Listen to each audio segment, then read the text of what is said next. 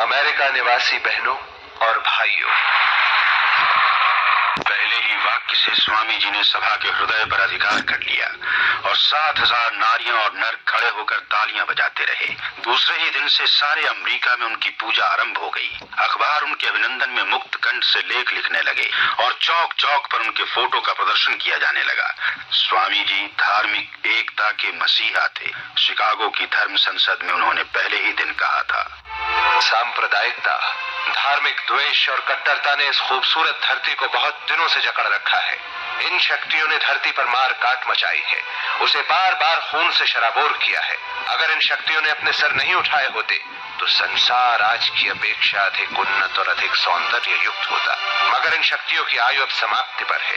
आओ आज ही हम सांप्रदायिक द्वेष और कट्टरता की मृत्यु की घोषणा कर दें और ये ऐलान कर दें कि आज से कोई भी व्यक्ति कलम या तलवार से दूसरे के धर्म पर, दूसरे के पंथ पर आघात नहीं करेगा। धर्म के बीच, देश के बीच स्वामी जी आदान प्रदान का संबंध रखना चाहते थे। राजा प्यारे मोहन मुखर्जी को एक पत्र में उन्होंने लिखा था, मैंने निश्चित रूप से यह जान लिया है कि कोई व्यक्ति या जाति दूसरों से विच्छिन्न होकर जीवित नहीं रह सकती। आदान प्रदान जगत का नियम है।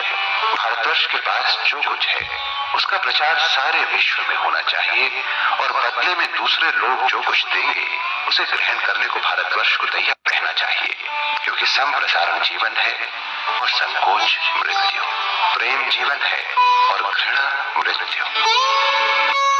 शिकागो की ऐतिहासिक धर्म संसद में जब स्वामी ने जय घोष किया कि मैं आपको समस्त धर्मों की जननी और दुनिया की सबसे पौराणिक भिक्षुकों की धरती तथा विभिन्न धर्म संप्रदाय मानने वाले लाखों हिंदुओं की तरफ से धन्यवाद देता हूँ, तो उपस्थित हजारों विदेशी श्रोता अंतर्मन से अभिभूत हो गए। जहाँ उन्होंने हिंदू धर्म की सहनशीलता और सारे रास्ते केवल एक परमात्मा तक आते हैं जैसे दैवीय वाक्यों से मानो तमाम श्रोताओं को मंत्रमुग्ध कर दिया। स्वामी शांतात्मानंद, इस सर्वधर्म के अंदर जो सद्भावना समन्वय की जी जरूरत है, 1893 साल में शिकागो में जो विश्व धर्म सभा हो रहा था, वहाँ जाके उन्होंने यही मूल संदेश सबको दिया। सब तरीका संकीर्णता, सब तरीका ऐसे कोई परस्पर विरोध, सबका मृत्यु है। आज से एक धर्म भी सोचेंगे मेरा धर्म रहेगा बाकी सब खत्म हो जाएगा, उनका बातें बिल्कुल गलत है। I pity that person who thinks that he is alone, his religion will survive and at the expense of every other religion. America और यूरोप में स्वामी जी कुछ 4 वर्ष घूमते रहे। इस बीच उन्होंने कितने ही नर नारियों को अपना शिष्य बनाया और उन्हें मंत्र दिया। वे दिन रात धर्म चर्चा में लगे रहते थे और किसी किसी दिन उन्हें 12-14 बार व्याख्यान देना पड़ता था।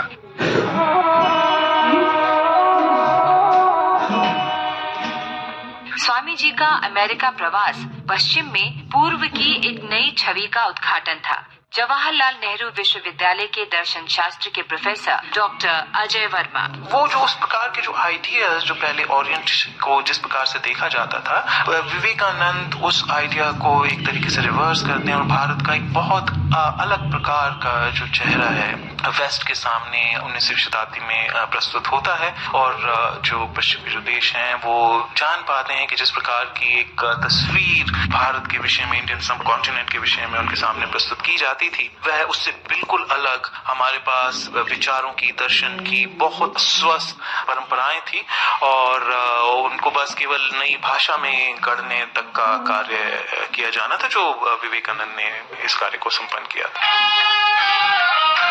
शिकागो की धर्म संसद के बाद पश्चिम के लोग स्वामी जी से बहुत प्रभावित हुए और उनमें से अनेक उनके शिष्य भी बने। दिल्ली विश्वविद्यालय में इतिहास की associate professor doctor Neerja Singh, जिस प्रकार से विवेकानंद जी ने सरल सुलझे भाव से मानव की एंजाइटी को उन्होंने सामने रखा और स्पिरिचुअलिज्म और मटेरियलिज्म का जिस तरह से बैलेंस ढंग से उन्होंने एक उसकी पिक्चर उस समाज के सामने जो सिर्फ मटेरियलिस्टिक चीजों को देख रहा था, मानव संवेदनाओं को जो अवहेलना कर रहा था और उसके साथ साथ जो तीव्र गति के इंडस्ट्रियलाइजेशन से जो क्राइसिस उत्पन्न हो रही थी उसके वो जूझने में असफल हो रहा था, उसको एक नई रोशनी, एक नई राह विवेकानंद जी के भाषण से उनको मिली और इसी के नतीजा ये निकला।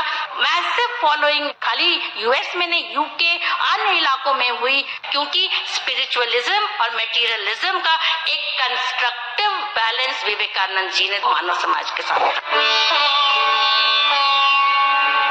अंत में अपनी विशाल कीर्ति और अपने असंख्य भक्तों को पीछे छोड़कर स्वामी जी ने 30 दिसंबर 1896 ईस्वी को यूरोप से भारत के लिए प्रस्थान किया। स्वामी विवेकानंद की जय! स्वामी विवेकानंद की जय! स्वामी विवेकानंद की जय! भारत से विदेश वे धर्मदूत के रूप में गए थे, किंतु भारत वे क्रांति दूत बनकर वापस आए। कोलंबो से मद्रास तक उन्होंने जिस उद्बोधन मंत्र का उद्घोष किया वो ये था: आगामी 50 वर्षों तक तुम्हें केवल जननी जन्मभूमि की आराधना करनी है और सभी देवताओं को तब तक के लिए भूल जाओ। दूसरे जितने भी देवता हैं सोए हुए हैं। इस समय तुम्हारा एकमात्र देवता तुम्हारा राष्ट्र है। तुम लोग निष्फल देवता की खोज में दौड़ रहे हो, किंतु तुम्हारे चारों ओर जो देवता खड़े हैं उन विराट की पूजा करने की ओर तुम्हारा ध्यान नहीं है। ये सारे के सारे मनुष्य, ये सारे के सारे पशु तुम्हारे ईश्वर हैं और तुम्हारे स्वदेशवासी गण ही तुम्हारे प्रथम उपास्य है।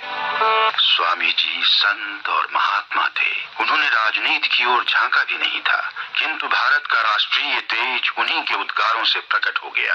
रामनद में बोलते हुए उन्होंने भारत के भविष्य को स्पष्ट देख लिया था। भारत की तंद्रा छूट रही है। हमारा देश सुदीर्घ निद्रा से जाग रहा है। अब भारत को कोई रोक नहीं सकेगा। अब भारत को कोई विदेशी शक्ति रास्ता में नहीं रख सकेगी, क्योंकि ये भीम का दैत्य अपने पांवों पर खड़ा हो रहा है। 1897 ईस्वी में स्वामी जी ने रामकृष्ण मिशन की स्थापना की और वे सन्यासियों का एक ऐसा संघ बनाने में निरत हुए जो दुखी मानवता की सेवा करने में समर्थ हो।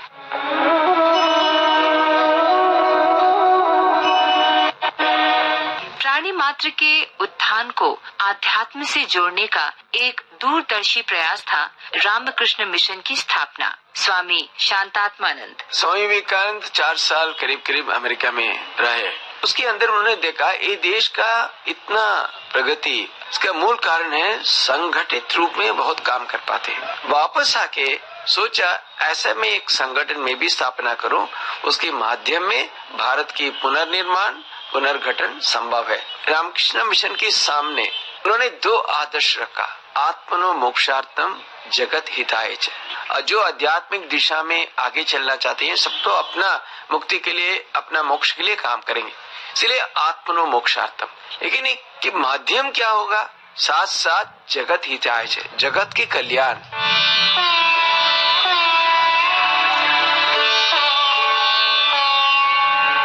स्वामी विवेकानंद ने भारतीय दर्शन और आध्यात्म को प्राणी मात्र के कल्याण से जोड़ा और परंपरागत संतों से हटकर एक नई छवि प्रस्तुत की। डॉक्टर अजय वर्मा। तो सबसे पहले तो उन्होंने एक पुरानी इस धारणा को तोड़ा कि हिंदू धर्म में जो माना जाता है कि वानप्रस्थ जीवन में आपको दर्शन के विषय में सोचना चाहिए।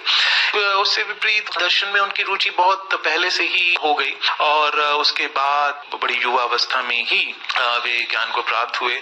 विवेकानंद से पहले हिंदू परंपरा के जो अन्य संत थे वो बहुत से सामाजिक विषयों के बारे में इतना बात नहीं कर रहे थे, जैसे गरीबी, जैसे कि कास्ट सिस्टम के यहाँ पर जिस प्रकार से कास्ट के रूप में भेदभाव होता है, उन्होंने इसकी बहुत प्रखर रूप से आलोचना की। उसके अतिरिक्त उन्होंने जो पॉवर्टी है, जो गरीबी है, उसके विषय में अपने विचार प्रस्तुत किए।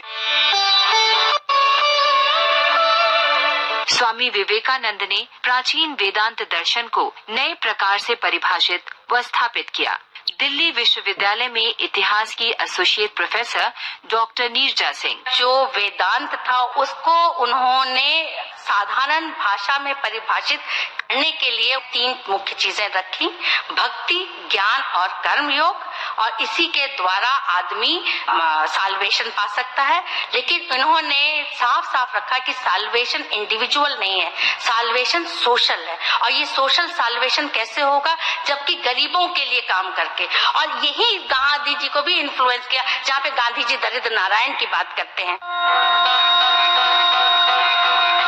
1899 ईस्वी के जून महीने में स्वामी जी फिर विदेश भ्रमण को निकल गए। इस बार भी विदेशों में उनके प्रवचन और व्याख्यान अबाध गति से चलते रहे, बल्कि ज्यों-ज्यों उनकी आयु बढ़ती थी, उनकी आत्मदान की उमंग तीव्र से तीव्रतर होती जा रही थी।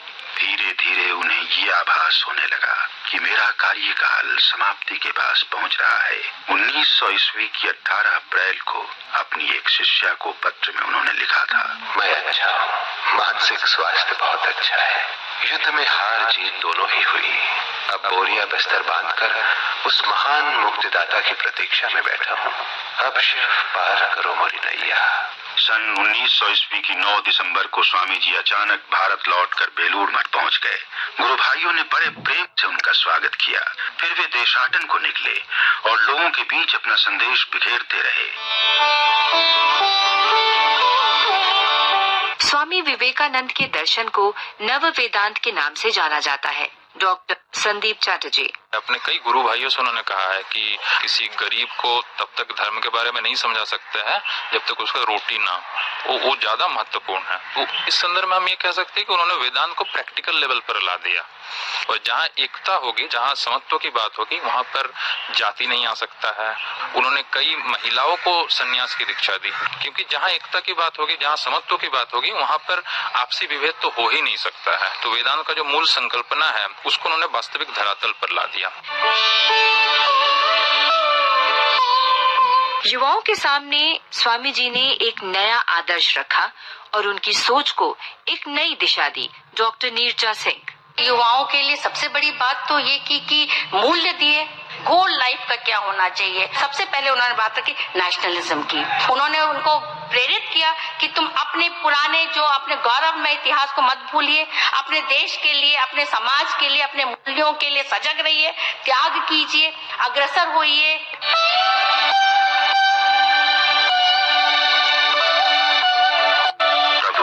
चिरपराश्रित दास श्री राम कृष्ण का ये अपराजेय संदेश वाहक अब अपने भीतर क्लांति का अनुभव करने लगा था। स्वामी जी क्लांत हो रहे थे, किंतु उनका अधूरा कार्य उन्हें बेचैन बनाए रहता था। घाट पर लेटे लेटे भी वे बेचैनी के साथ भारत माता की चिंता में लीन रहते थे। आखिर को सन 1902 ईस्वी की 4 जुलाई आ पहुंची। स्वामी जी उस दिन और दिनों की अपेक्षा कुछ अधिक स्वस्थ थे। ठाकुर घर में घूमते हुए वे मंद मंद चल मन निज निकेतने वाला वही चिर परिचित गीत गुनगुनाते रहे। चलो निज निकेतने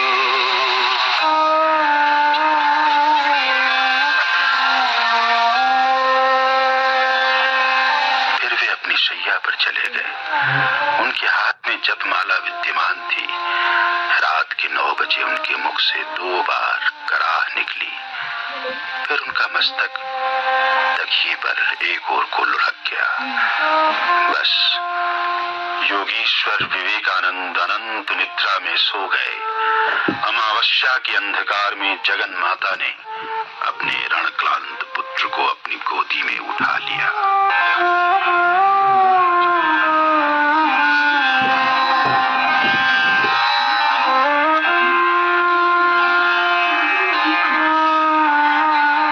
आप सुन रहे थे रूपक योगीश्वर विवेकानंद।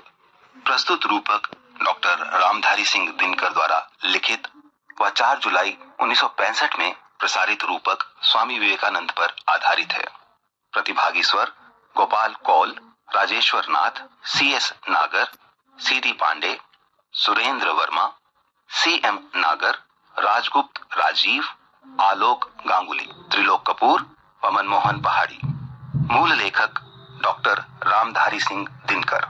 वाचक स्वर मनोज माइंडकर और राजश्री त्रिवेदी। प्रस्तुति सहयोग उदय मन्ना। प्रस्तुतकर्ता डॉक्टर संजय सिंह वर्मा। यह कार्यक्रम केंद्रीय रूपक एकांश द्वारा तैयार किया गया और आकाशवाणी के दिल्ली केंद्र से प्रसारित किया गया।